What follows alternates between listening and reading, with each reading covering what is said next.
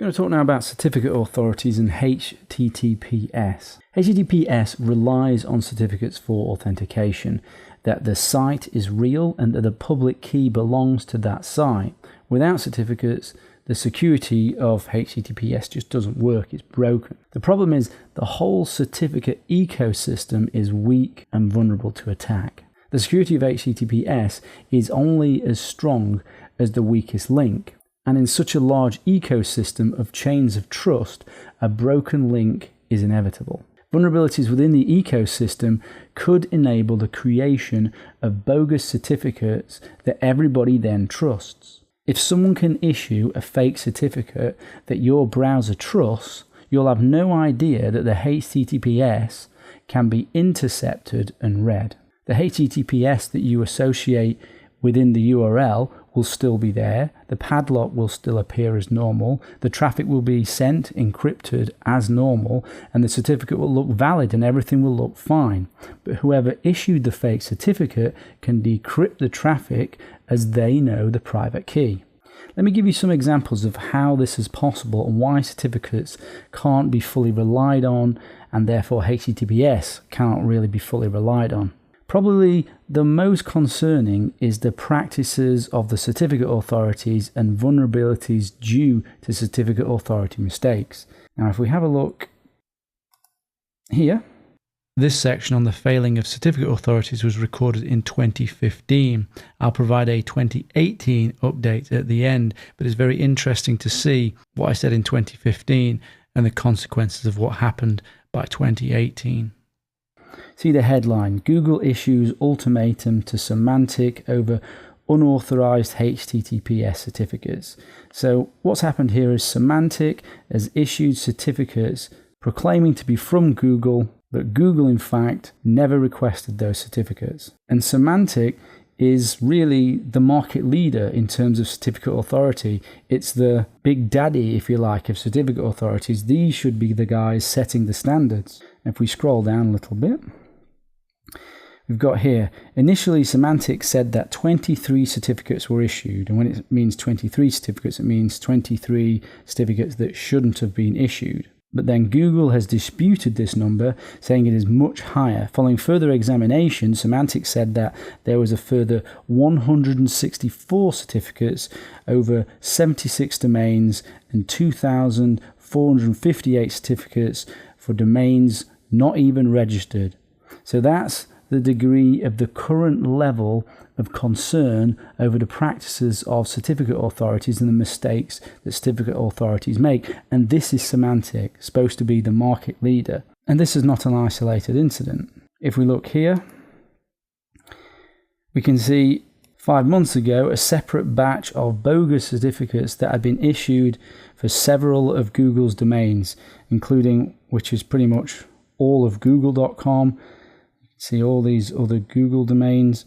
They were issued by an Egypt-based MCS Holdings, an intermediate certificate authority that operates under the China Internet Network Information Center. So you can understand that smaller certificate authorities are likely to make mistakes, and even the bigger certificate authorities are making mistakes. And these certificates that would be issued or have been issued would have been trusted by your browser and everyone else's browser. So what happened by 2018? Symantec made repeated violations on top of those mentioned, including misissuing 30,000 HTTPS certificates. While Symantec continued to negotiate with both Google and Mozilla over these sanctions, Symantec was unable to meet these security demands and ultimately had to sell the business to DigiCert. The acquisition included the planned timeline to distrust established by Google and Mozilla. So Firefox and Chrome deprecated trust in the Symantec certificate authority, including Symantec-owned brands. So one of the largest certificate authorities was ultimately unable to securely issue certificates, re-emphasizing my early point in 2015 that certificates and HTTPS cannot be fully relied upon due to the bad practices of certificate authorities and vulnerabilities due to certificate authorities. There's also far too many trusted parties. Let me show you this. This is the tree of trust for certificate authorities. And we can zoom in here and see all of the different trusts and trust relationships. So certificate authorities exist in about 50-something countries. There's over 1,400 certificate authorities trustable by Microsoft and Mozilla, therefore Firefox. You've even got certificate authorities like the Hong Kong Post Office is a certificate authority. You have subsidiary certificate authorities like the US Department of Homeland Security and US defense contractors who are subordinate CAs, which leads on to another key weakness. Nation states will have influence over certificate authorities, if not actually be able to just issue certificates themselves and be able to claim to be whoever they want to be, Facebook, Apple, your bank, and your browser would trust that certificate as it would be issued by a trusted CA or subordinate CA that's within your browser's certificates that it trusts. This means that the US, UK, China, Russia, the 14 Eyes, they're all likely to be able to issue fake certificates that your browser will trust and therefore be able to view HTTPS encrypted traffic that will look absolutely normal to you, but they'll be able to decrypt it. So you'll think that you have end-to-end encryption, but these guys can issue fake certificates, then HTTPS is completely broken. Something else of concern is the X509 standard for certificates themselves. This is pretty poorly designed and it's just too flexible. In the writing of the standard, somebody accidentally copy and pasted the wrong thing and they ended up missing out parts of the standard that was supposed to be in there. So you ended up having a standard and then the things that should be in it that weren't in the standard. So it's a complete disaster. And you can have vulnerabilities in the process of getting certificates. An example of that was null byte poisoning, where you were able to get certificates for domains that you didn't own. And nation states will definitely be working on discovering new vulnerabilities to subvert the process of getting certificates. So if they don't have new ways of doing that now, they certainly will have potentially new ways in the future. And if you have a bogus certificate, there's even free tools available you can use in order to insert that. So here we are, SSL sniff. So this was originally developed because of a weakness that was found in Internet Explorer. But this tool could be used to insert a different certificate if you were sat in the middle.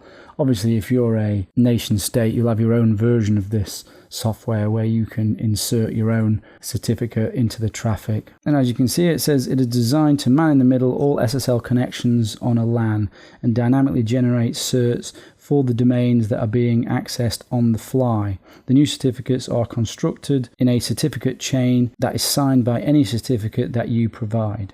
So what are ways to help prevent bogus certificates and therefore your traffic being decrypted? Well, you can reduce the number of certificates that you actually trust. If we go here, options, advanced certificates, view certificates, you can see the hundreds of certificates here that you actually trust. Now you can remove certificates that you feel are just not necessary. What you'll find is that probably 95% of the places that you go only need a very small number of certificates. So if reducing the number of certificates is something that interests you, I suggest this is something you can Google and have a look around, have a play around with removing certificates. But obviously what's going to happen is you're going to come across sites that have a certificate chain to a certificate that you may have deleted. So that's something you really have to play around with. It depends what sites you go to. Let's close that. Another thing you can do is you can watch for changes in the certificates for the sites that you use. So you can see here there's an add-on for Firefox called Certificate Patrol. Your browser trusts many certification authorities and intermediate sub-authorities quietly. Every time you enter an HTTPS website, this add-on reveals when certificates are updated so you can ensure it was a legitimate change. So let me go down here. And you may or may not be able to see that, but what it'll show you is the fingerprint of what it used to be for the certificate and what the fingerprint is for the current certificate. Now, this may seem on the surface to be a good idea, right? Problem is, not practical. certificates are changed all the time. So you're going to get these pop up all the time, and you're not going to know whether or not the certificate is genuine or not genuine. I mean, you can get clues because perhaps if they change the authority that they use, so they move from, say, Symantec to the Hong Kong Post Office, then that's a clue that something is wrong. But these things, if you install this extension, you'll see you get these pop up all the time, so it becomes pretty unpractical. Close that.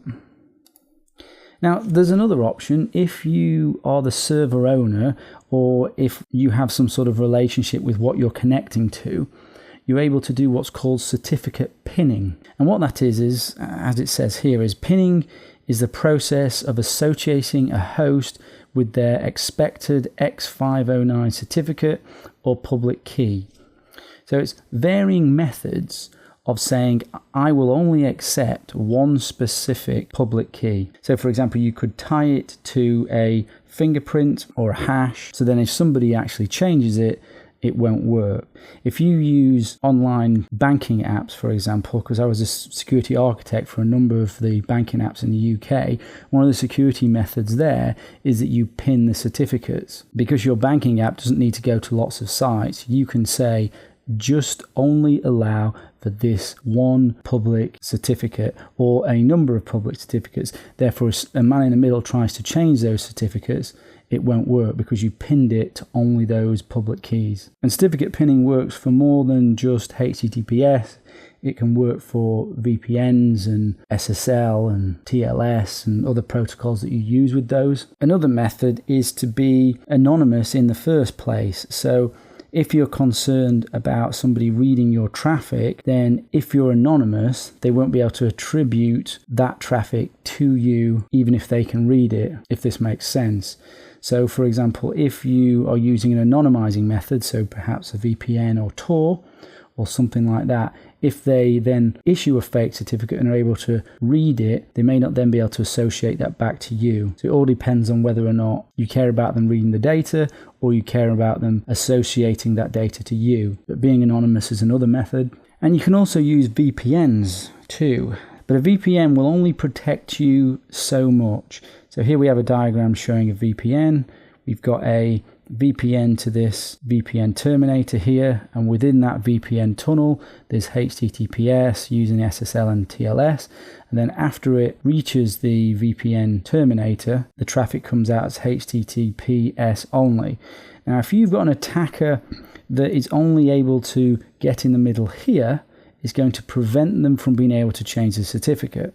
If they can get to the traffic here, then obviously they can change the certificate. An example where this might be useful, so say you're in China and you care about the Chinese government swapping out a fake certificate, what you can do is you can VPN out of China and then connect to your server again, which will need to be out of China, and then you can more guarantee that your connection is end-to-end secure because you know that they've not been able to change the certificate while it's been in China. Now if you want to connect to a server that's within the domain of influence of your threat agent, then even a VPN can be a problem because once you break out of the VPN, then they can decrypt the traffic. So that's certificate authorities and HTTPS and the issues that you have with them.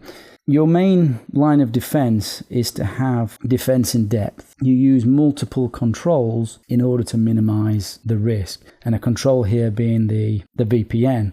And you would add additional controls depending on your level of security or privacy need. Those controls which we're going to go through as part of the course.